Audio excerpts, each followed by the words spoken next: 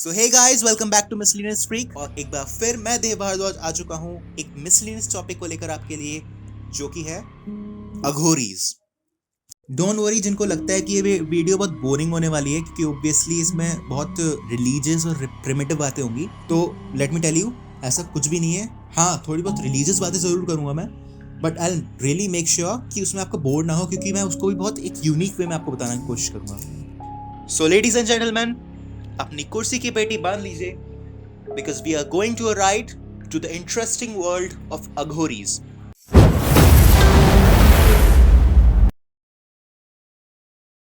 Aghoris are kind of people जिनको basically लोग तांत्रिक और ब्लैक मैजिक से कनेक्ट करते हैं। All thanks to a media, उन्होंने अघोरीज की कुछ इमेज ऐसी बना रखी है लोगों की नजर में।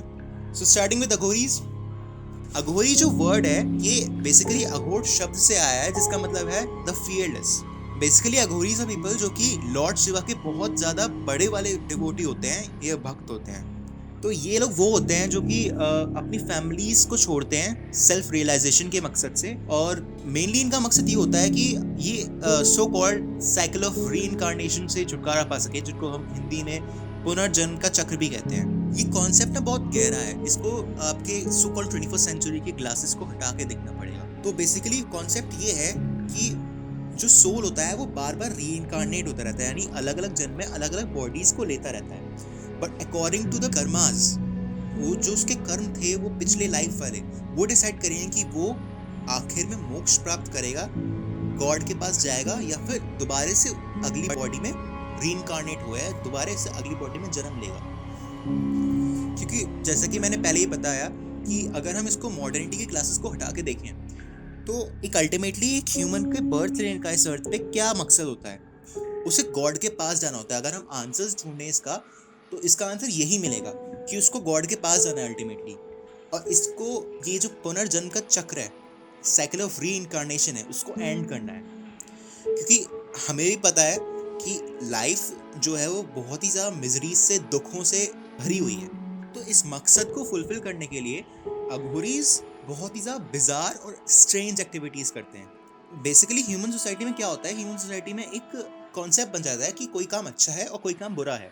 अघोरीज जो होते हैं वो अच्छे और बुरे से बहुत परे होते हैं। उन्हें ये नहीं लगता कि कोई काम अच्छा है या कोई काम बुरा है।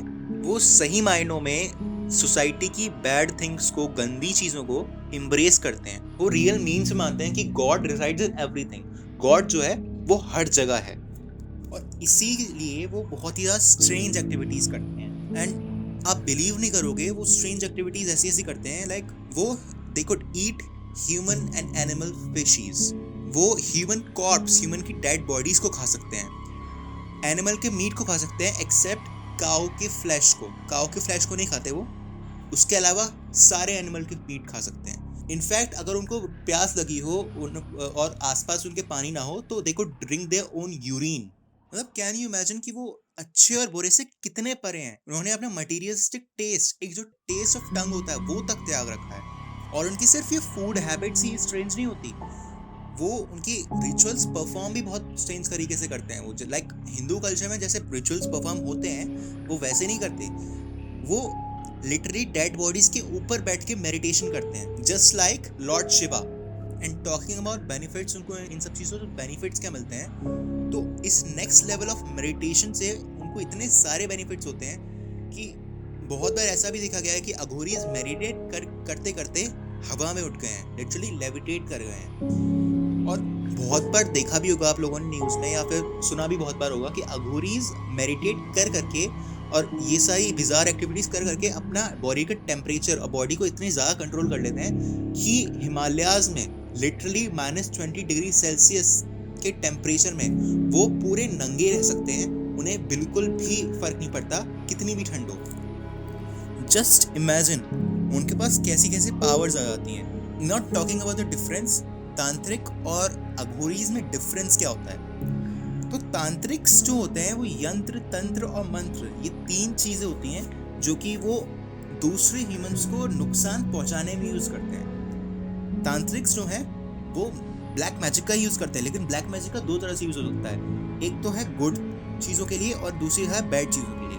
वो है बैड चीज़ों के लिए यूज़ करते हैं। On the other hand Aghoris जो होते हैं वो तांत्रिक से बहुत अलग होते हैं। वो करते इन्हीं चीज़ों का यूज़ है, तंत्र मंत्र और यंत्र, लेकिन वो इसको गॉड के रिचुअल्स परफॉर्म करने में और गॉड के नज़दीक पहुंचने में यूज़ करते हैं।